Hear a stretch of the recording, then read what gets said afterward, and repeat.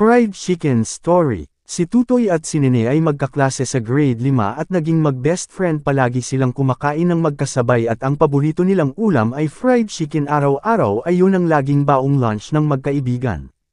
Isang araw laking gulat na lang ni Tutoy dahil hindi ang paborito nilang fried chicken ang baong lunch ni Nene kundi pork chop. Tutoy, nagtataka, Nene, okay ka lang ba? May sakit ka ba? Nene, wala naman akong sakit Tutoy. Malumanay na sagot habang nakatitig sa pork chop.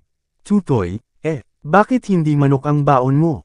Nene, kinakabahan, dapat ata itigil ko na ang pagkain ng manok. Nagkakaroon na kasi ako ng feather sa ibaba. What? What the fuck? Tutoy, nagtataka uli, ha? Patanjin nga. Pinakita ni Nene kay Tutoy ang tumutubong balahibo niya sa ibaba.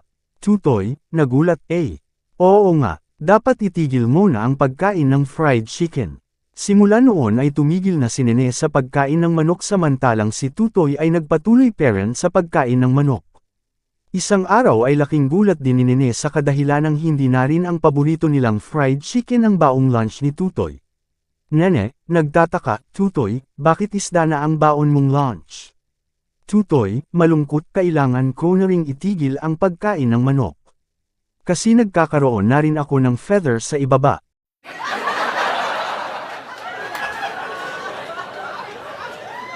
Nene, nagtataka uli, ganun ba? Patanjin nga ako Tutoy. Pinakita rin ni Tutoy kay Nene ang tumutubong balahibo nito sa kanyang ibaba pero may napansin pang iba si Nene.